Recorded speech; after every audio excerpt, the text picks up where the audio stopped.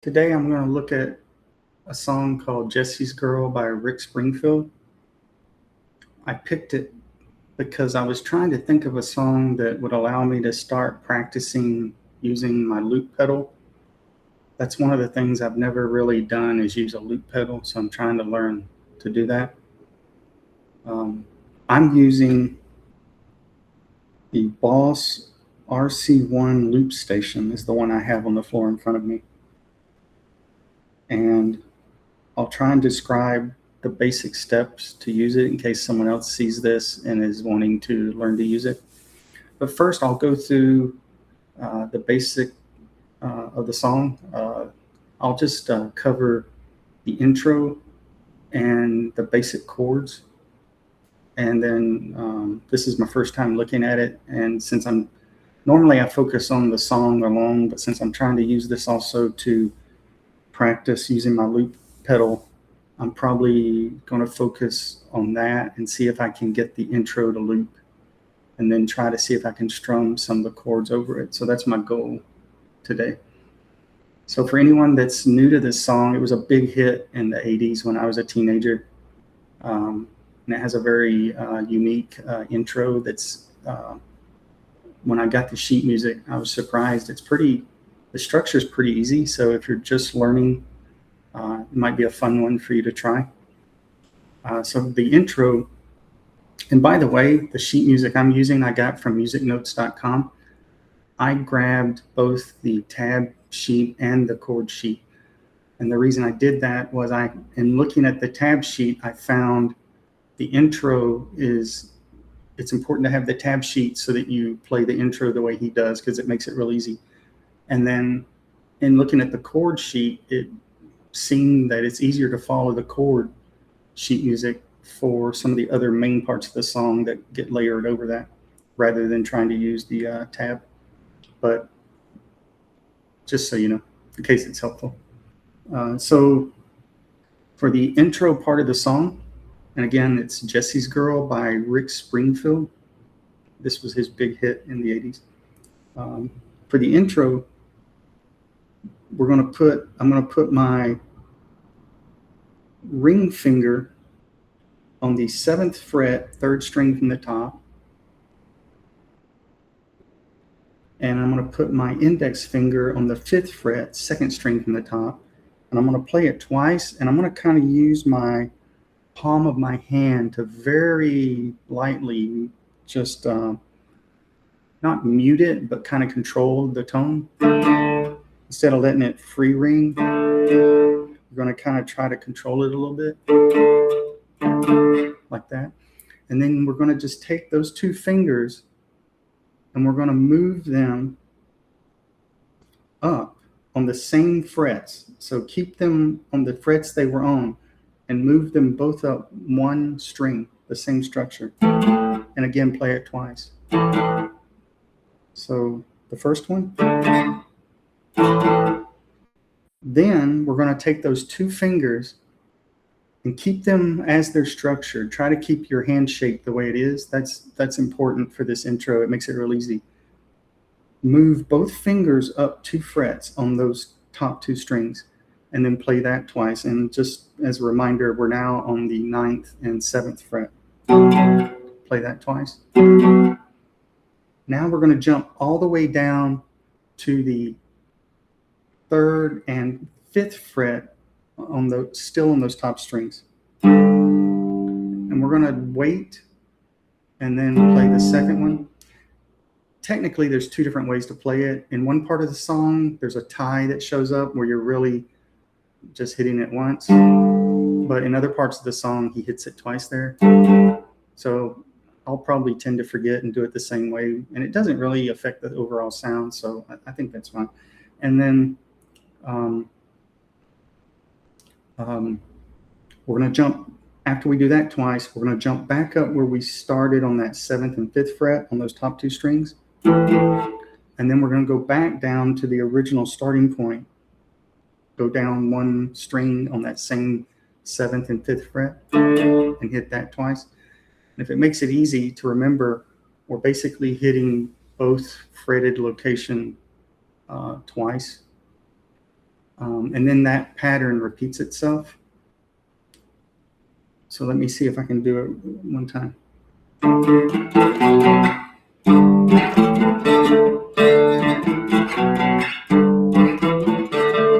And there is just a hint of a hesitation in that one part when you go up front.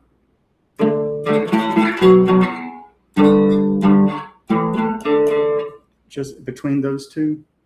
So it's like a little hint of a hesitation. So yeah, that's the structure of the intro, and it literally repeats for that first page. The music comes in after those first two times. And then on the second page is where we start to see what I consider it's easier maybe to switch over and start to look at the chord shapes, because what gets layered over that intro is basically some standard chord shapes. So let me now go through some of the chords that I see on the sheet music, the chord version of the sheet music. And again, this is Jessie's Girl by Rick Springfield. And now I'm going to look at it from the point of view of chords. And I'll start at the intro as well, but that part's pretty much, being, I guess you could still layer it with the chords if you had a second person playing with you. But if you're playing by yourself, the idea I have for this song is you would pick the intro like we just did, put it on the loop pedal, let it loop, and then if you're trying to do an open mic, you could sing the lyrics while strumming the chords. That's kind of what I'm hinting at, what I'm trying to share here. So the first chord that shows up at the very beginning in the intro is the D, and then an A, standard D, standard A. Then they show a B minor, has a little different structure than normal. Normally you would see the entire second fret fretted with your index finger barred across it, and then the third fret, second string in the bottom, and then the fourth fret, the two strings above that with your pinky and ring finger. That would usually be on B minor. But what they're showing is on the second fret, they're grabbing the bottom string, so I'll use my index finger. They're grabbing that second to the bottom string on the third fret, and then they're grabbing those two. So the only thing that's different between this is they're not barring the entire second fret. They're just grabbing that bottom part. And I think it's because they're showing that they're leaving out the top two strings. So if you're not going to play the top two strings, it really doesn't matter. Then they're showing a standard G chord, and then an A, and then a D.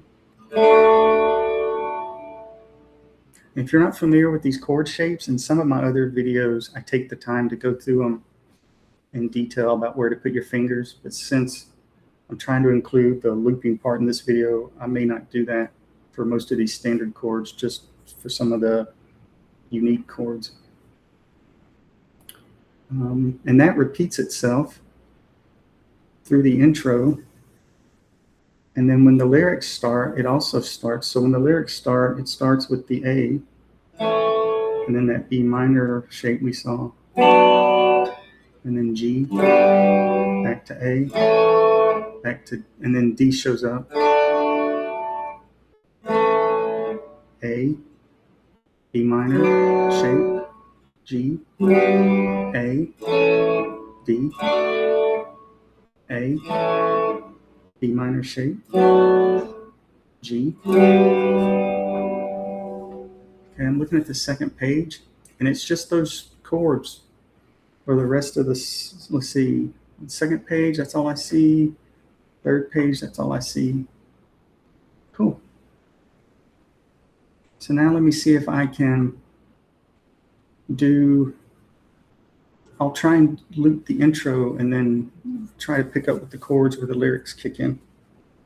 Let's see. One of the things that I'm finding difficult with this loop pedal, and if you have any tips, let me know in the comments, is the timing of when to turn it on and off. So I think that just comes with practice of using it.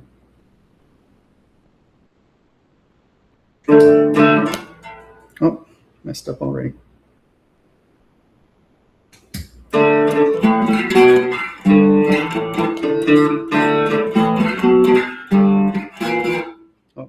use that one.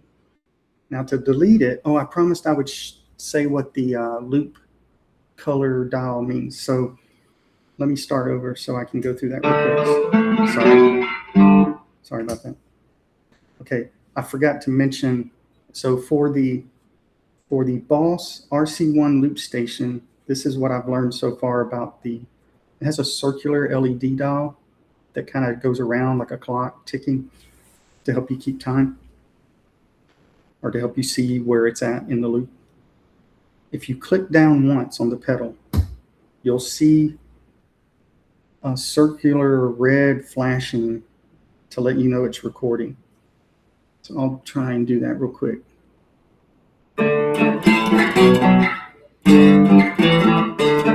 Now, if I press it again,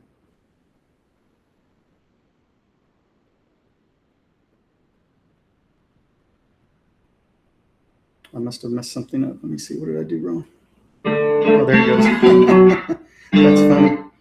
That was quite a delay. Let me try again. Well, that's okay. So let me try again.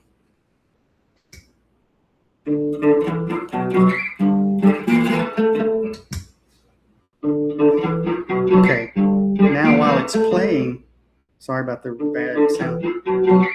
While it's playing, you're going to see a looping green light. And when it gets almost to the end of the loop, you know it's about to finish.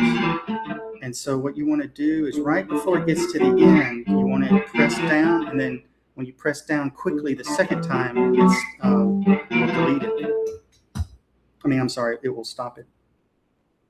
So one additional press causes it to layer. So if we start at the beginning, the first press starts at loop recording. The second press starts at layering. So like if you had a second part you want to loop, another additional second press will cause that.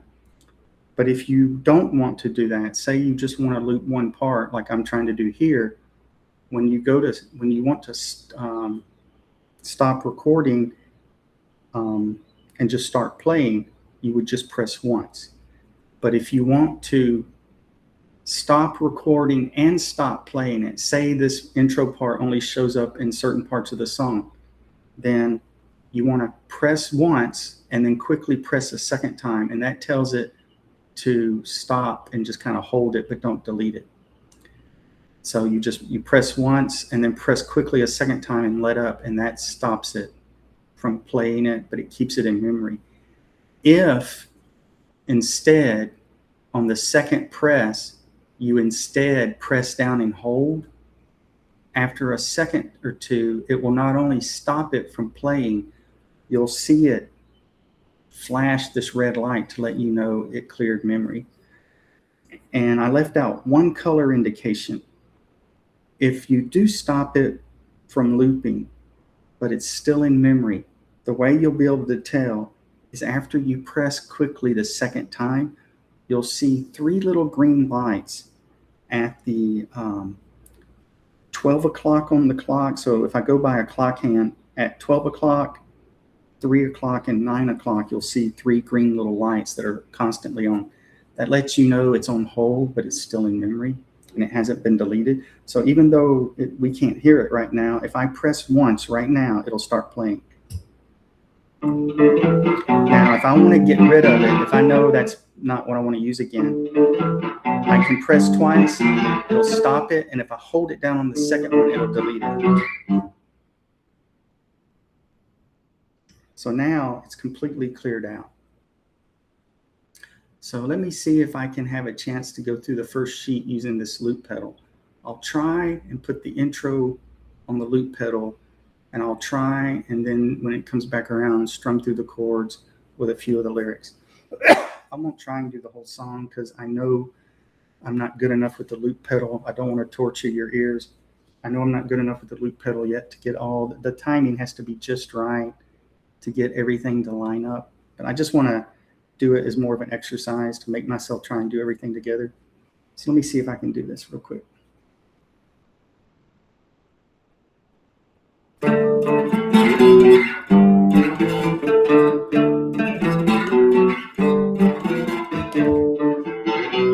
Okay, now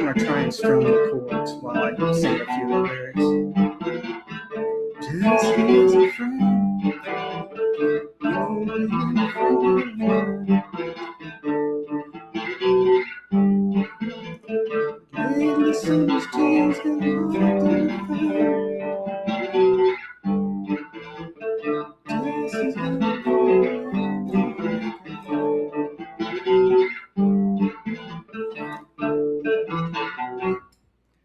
think that's as far as I'm going to try and go today. Yeah, the loop pedal's new to me, like I said. If it's new to you, I think the one thing you'll find is the timing's going to be the thing to get the hang of.